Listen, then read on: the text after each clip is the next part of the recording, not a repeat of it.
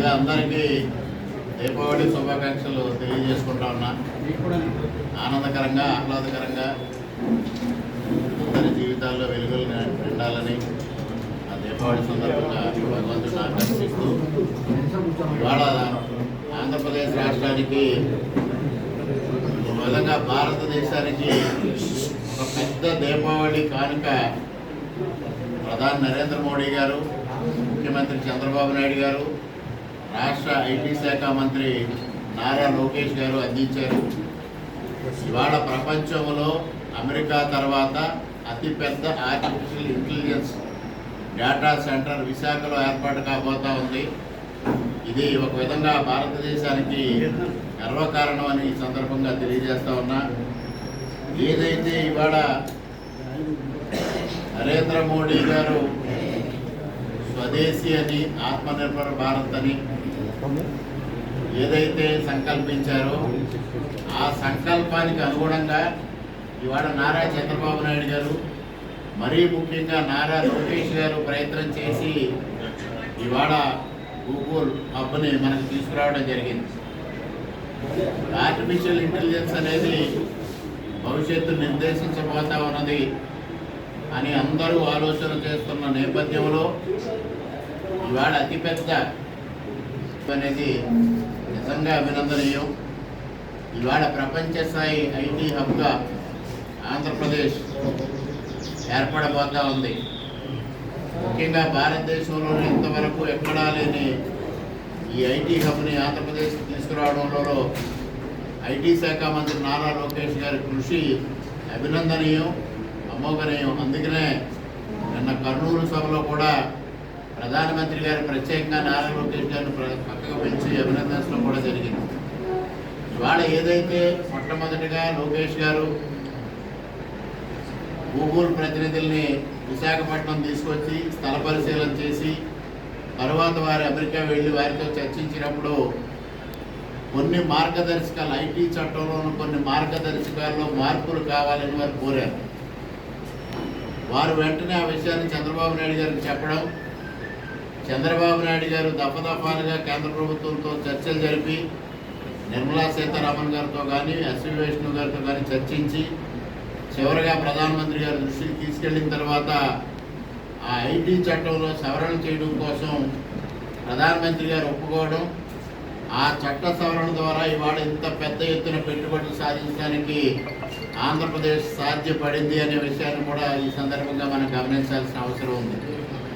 ఇవాళ భారతదేశాన్ని ఇబ్బంది పాలు చెయ్యాలని అగ్రరాజ్యాలు ప్రయత్నిస్తున్న నేపథ్యంలో ఇంత పెద్ద స్థాయి ఆర్టిఫిషియల్ ఇంటెలిజెన్స్ డేటా సెంటర్ ఆంధ్రప్రదేశ్కి రావడం అనేది ఇవాళ భారతదేశం సాధించిన ఘనత అని కూడా ఈ సందర్భంగా మనం చెప్పుకోవాల్సిన అవసరం ఉంది.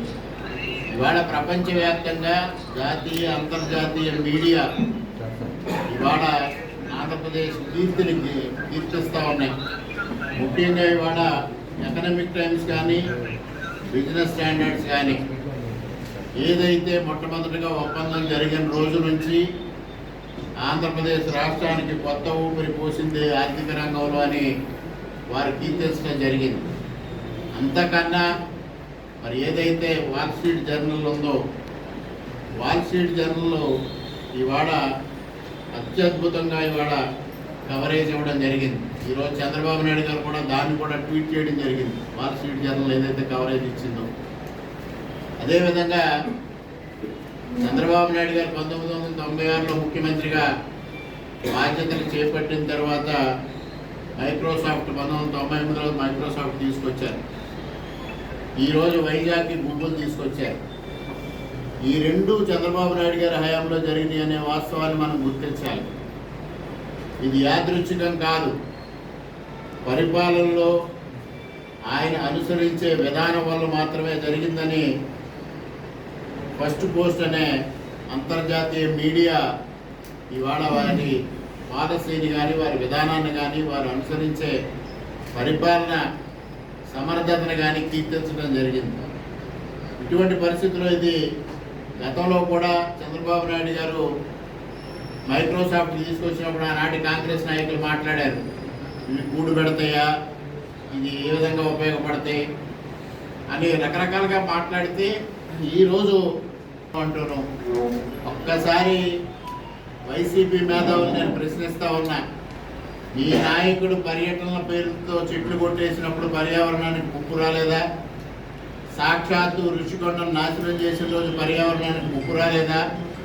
మీరు చేసిన అనేక కార్యక్రమాలను, అనేక కూల్చివేతల ద్వారా పర్యావరణానికి ముప్పు రాలేదా?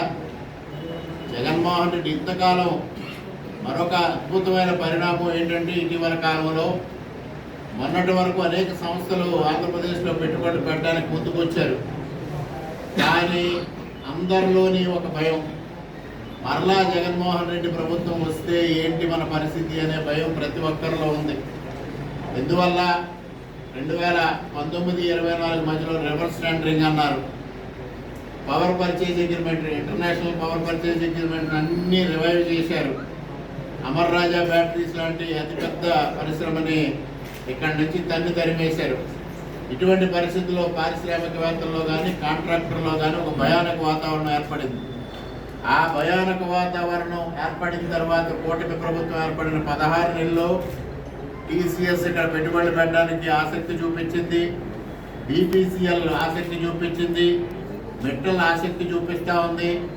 దాదాపు 6.5 లక్షల కోట్ల రూపాయల పెట్టుబడులు ఈ రాష్ట్రానికి రావడానికి ముందుకు వచ్చినప్పటికీ కూడా మరలా జగన్మోహన్ రెడ్డి వస్తే ఏం జరుగుతుంది అనే ఒక భయం అందరిలో ఉంది.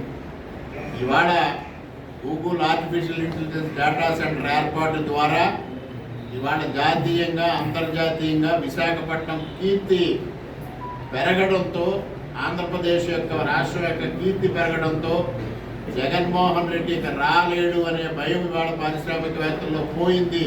రాలేడు అనేది నిస్సందేహంగా వారిలో ఒక కీర్తి వచ్చింది అనేది ఒక పక్క అయితే, మొన్న కర్నూలు సభలో ప్రధానమంత్రి గారు ఇచ్చిన భరోసా మరోపక్క పారిశ్రామికవేత్తల్లో భద్రతను నింపింది అనేది కూడా ఈ సందర్భంగా తెలియజేస్తా ఉన్నా.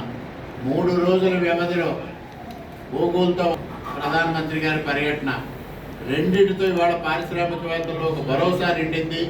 తద్వారా ఇవాళ 16 నెలల కాలంలో 6,50,000 కోట్ల రూపాయలు పెట్టుబడులు ఈ రాష్ట్రానికి సాధించడంలో చంద్రబాబు నాయుడు గారు, లోకేష్ గారు ముఖ్య పాత్ర పోషిస్తూ ఉన్నారు. ఇవాళ ఏదైతే ఎన్నికల ముందు మేము డబుల్ ఇంజిన్ సర్కార్ వస్తే అభివృద్ధి సాధిస్తాం, ఉద్యోగాలు ఇస్తాం, 20 లక్షల ఉద్యోగాలు ఇస్తామని యువతకి లోకేష్ గారు భరోసా ఇవ్వడం జరిగింది. ఇవాళ ఆ దిశగానే ఇవాళ ప్రయాణం సాగించడం జరుగుతూ ఉంది. ఒక్క గూగుల్ ఆర్టిఫిషియల్ డేటా సెంటర్ ద్వారా 2 లక్షల మందికి ఉద్యోగ అవకాశాలు కల్పించే పరిస్థితి ఉంది. మిగిలిన పరిశ్రమలు అన్నీ వస్తే తప్పనిసరిగా 20 లక్షలు ఉద్యోగాలు ఇస్తామని కూడా ఈ సందర్భంగా తెలియజేస్తా ఉన్నా. మరి ఎందువలన జగన్మోహన్ రెడ్డి గారు దీనిపైన విష ప్రచారం చేస్తూ ఉన్నారు అంటే మీ అందరికీ తెలుసు. గూగుల్ అంటే ఆయనకి చాలా కోపం. ఇవాళ దానికి కూడా మీకు ఒక వివరణ ఇస్తా. ముఖ్యంగా గూగుల్ అంటే జగన్మోహన్ రెడ్డి గారు ఎందువల్ల భయం అంటే, గూగుల్లో 6093 కొట్టంగానే జగన్మోహన్ రెడ్డి గారు ఖైదీ నంబర్ అనేది స్పష్టంగా కనిపిస్తూ ఉంది. రాజ్ ఆఫ్ కరప్షన్ అని కొట్టంగానే జగన్మోహన్ రెడ్డి గారు, వైఎస్ రాజశేఖర రెడ్డి గారి చరిత్రలు, అవినీతి చరిత్రలు బయటకు వస్తాయి. ఇంకంతకన్నా ఆయనకి అత్యంత కోపం వచ్చిన విషయం ఏంటంటే, గూగుల్ టేక్అవుట్ ద్వారానే సిబిఐ వివేకానంద రెడ్డి హంతకుల్ని పట్టుకుంది. అందువల్లనే ఇవాళ జగన్మోహన్ రెడ్డి కారణం అయ్యే పరిస్థితి వచ్చింది. ఇవాళ జగన్మోహన్ రెడ్డి గారు మేము ఒప్పందాలు కుదుర్చుకుంటే ఇవాళ టెంకాయలు కొడతా ఉన్నారన్నారు. ఇవాళ సాక్షాత్తు సుందర పిచ్చయ్య చెప్పారు, మేము ఒప్పందం కుదుర్చుకున్నాం, అమెరికా మమ్మల్ని రమ్మని ఆహ్వానించింది, అయినప్పటికీ కాదు ఇక్కడికి వచ్చామని. నిన్న తమిళనాడు అసెంబ్లీలో ఇది చర్చ వచ్చింది. తమిళనాడు అసెంబ్లీలో సుందర పిచ్చయ్య తమిళనాడుకి చెందిన వ్యక్తి, మన రాష్ట్రానికి చెందిన వ్యక్తి పక్క రాష్ట్రంలో పెట్టుబడులు పెడతా ఉంటే మీరు నిద్రపోతున్నారా అని అక్కడ ముఖ్యమంత్రిని వాళ్ళు ప్రశ్నించారు. మరి ఇది గతంలో ఎందుకు జరగలేదని అడుగుతా ఉన్నా. గతంలో కూడా దీని చర్చ వచ్చింది. ఏ విధంగానూ అదానికి సంబంధించి ఏదైతే గతంలో జరిగిన ఒప్పందాలని జగన్మోహన్ రెడ్డి గారు కాలరాశారు. కాలరాస్తే గంగవరం పోర్టు అదానీ గారికి అప్పచెప్పడం కోసం ఆయన పిలిపించుకున్నాడు. ఆ సమయంలో ఇది అడిగారు ఆయన కూడా పాతవి అడిగితే అంతవరకు చర్చ జరిగింది. దాని తర్వాత దాన్ని ట్వీట్ కూడా చేశారు, నేను గంగవరం ఎయిర్పోర్ట్ కోసం మాత్రమే కలిశాను అని అదాని గారు. దాన్ని దృష్టిలో పెట్టుకుని ఇవాళ మేము ఆ సమయంలో ఒప్పందం కుదుర్చుకున్నామని లేనిపోని ప్రగల్భాలు పలుకుతూ ఉన్నారు. మరి ఇవాళ సాక్షాత్తు సుందర పిచ్చి గారి స్టేట్మెంట్కి సమాధానం చెప్పాల్సిన బాధ్యత వీళ్ళపైన ఉంది. ఆయనే స్వయంగా చెప్పారు, అమెరికా పిలుస్తూ ఉంది, అయినప్పటికీ కూడా మేము ఇక్కడ ఆంధ్రప్రదేశ్లో పెట్టుబడి పెడతా ఉన్నామని. ముఖ్యంగా ఏదైతే ఇవాళ అమెరికాని భారతదేశం వ్యతిరేకిస్తున్న నేపథ్యంలో ఇంత పెద్ద స్థాయి పెట్టుబడులు భారతదేశానికి, అందున ఆంధ్రప్రదేశ్కి, అందున విశాఖపట్నానికి రావడం అనేది ఒక అత్యద్భుతమైన విజన్ని వాళ్ళ జాతీయ అంతర్జాతీయ మీడియా కీర్తిస్తూ ఉంటే జగన్మోహన్ రెడ్డి గారు మాట్లాడే పిచ్చి మాటలకి విలువ ఎక్కడుందని కూడా ఈ సందర్భంగా నేను ప్రశ్నిస్తూ ఉన్నా. వారి హయాంలో వచ్చే పులివెందుల్లో ఒక అత్యద్భుతమైన సమావేశం పెట్టారు, పరిశ్రమ ఏర్పాటు అంటూ ఫిష్ మార్కెట్. ఏమిటి అంటే ఫిష్ మార్కెట్ అది ఆ రోజున ఫిష్ మార్కెట్. ఇటువంటి ఫిష్ మార్కెట్ పులివెందుల్లో ఏర్పాటు చేయగలుగుతామా అని కళ్ళు పెద్దవి చేసి ఆ రోజు ఆయన ప్రసంగించిన తీరు చూస్తే అసలు ఫిష్ మార్కెట్ ఏమిటా అని అందరూ ఆశ్చర్యపోయిన పరిస్థితి.